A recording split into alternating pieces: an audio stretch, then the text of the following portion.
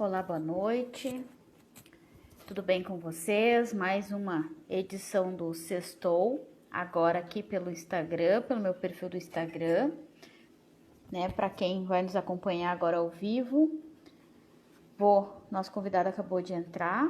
Vou aqui chamá-lo. Deixa eu só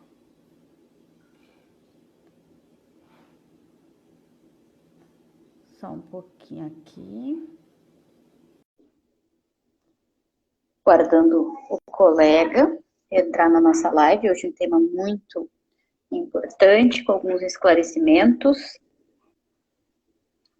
Boa noite, colega. Boa noite aí pro pessoal que já está acompanhando a gente. Exatamente, vamos esperar um pouquinho o povo entrar aqui para a gente trazer esse assunto, essa proposta do Sextou hoje.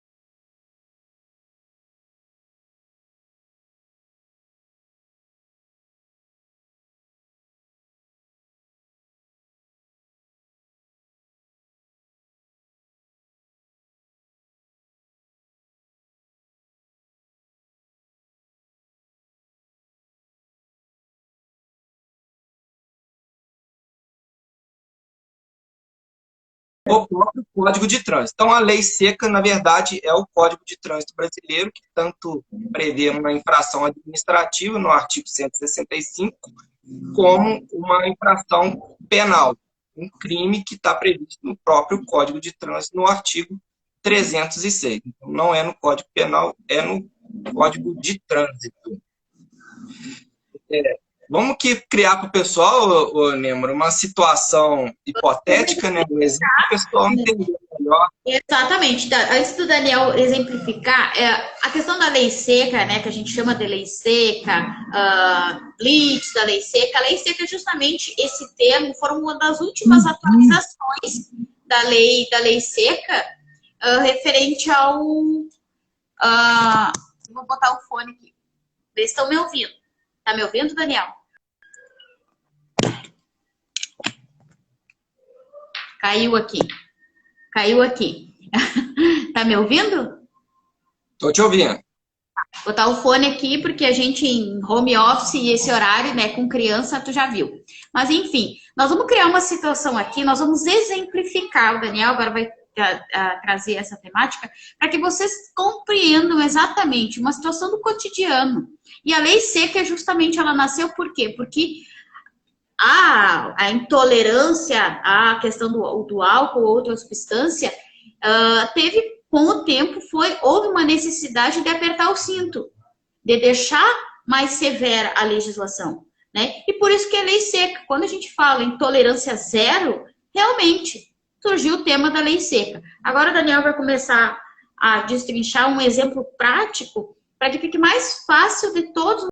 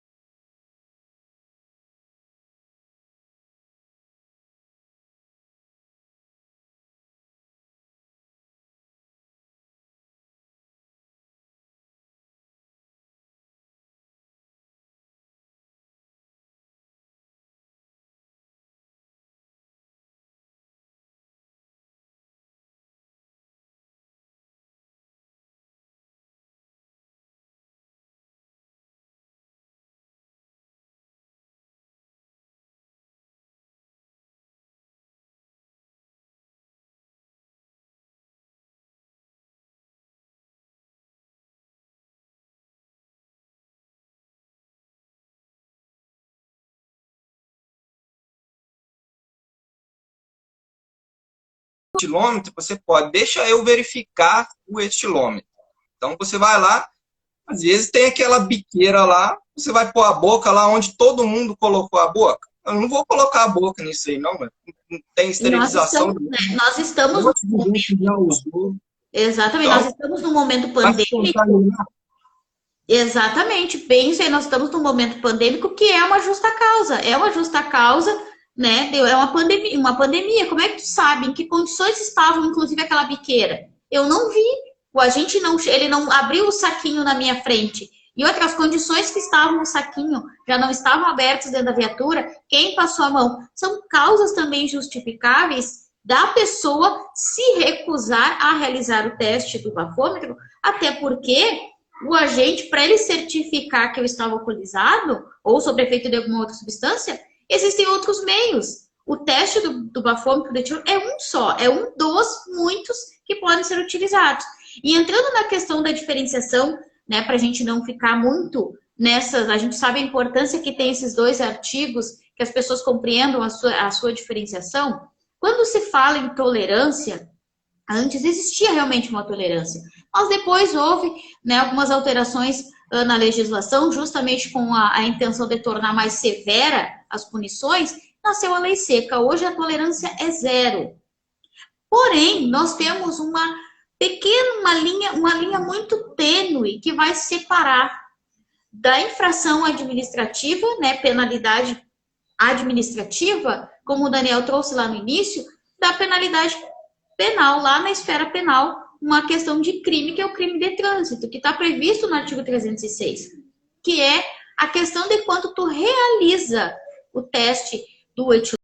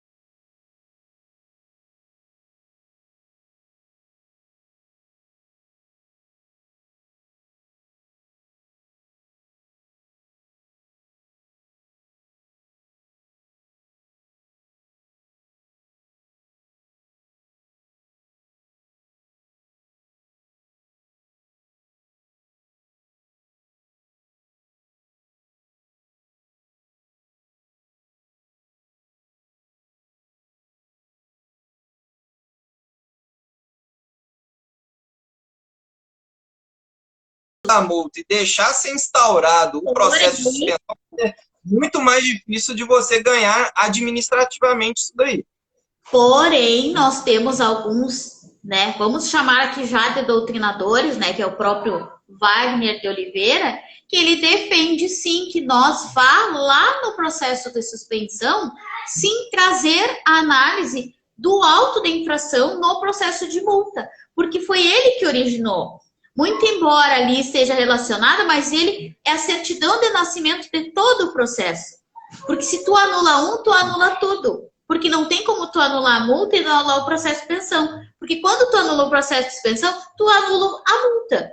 É uma reação em cadeia. Claro, tudo isso, né, gente, são estratégias, porque depende de uma análise muito bem feita de tudo que envolve aquela situação, né? É uma dica muito interessante do que o Daniel trouxe, mas é um ponto de vista dos muitos que são possíveis, desde que tu esteja conversando com um especialista, porque o caso concreto é que vai te direcionar qual é a postura mais correta que tu vai ter na tua defesa, mas sim, é possível se defender das penalidades mais severas que tem no Código de Trânsito Brasileiro, que é suspensão e cassação.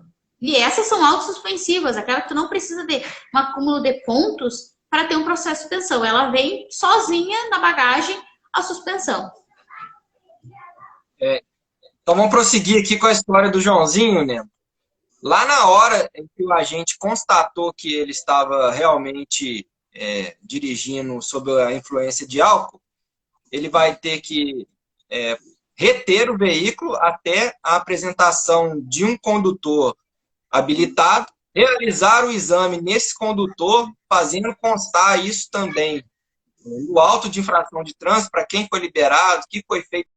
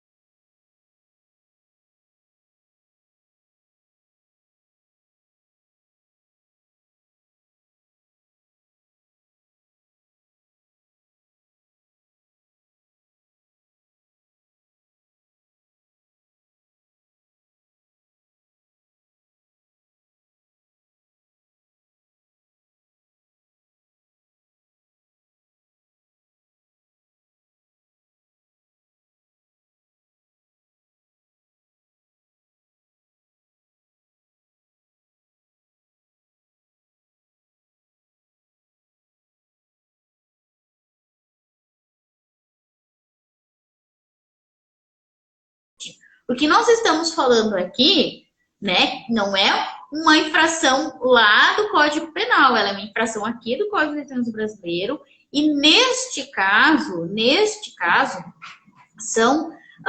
é preciso identificar, até porque o furto, só se ele, inclusive esse princípio, ele pode sim ser utilizado lá, desde que alguns elementos aos quais nós vamos trazer aqui sejam identificados. Claro, de uma forma diferente, né, quando tu olha pelo Código Penal e pelo Código de Processo Penal. Quando a gente fala que tu não pode ser punido 2 vezes pelo mesmo crime ou pela mesma infração, nesse sentido a gente tem a identidade da situação. Que o Daniel vai falar qual é a identidade da situação, quais são os pontos que tem que ser levado em consideração, que até, né, a doutrina que nós resolvemos trazer hoje é a do Wagner Oliveira, né, que traz vários entendimentos também, e também já há entendimentos jurisprudenciais. O que é isso? Já há julgamentos, né, nos tribunais nesse mesmo sentido. Essa questão da identidade, Daniel, como que eu vou reconhecer se houve ou não a violação do bis in idem quando se trata da matéria de direito de trânsito? Nesses 2 artigos, né, 165 e 306. Basicamente é pelo bem jurídico tutelado, né?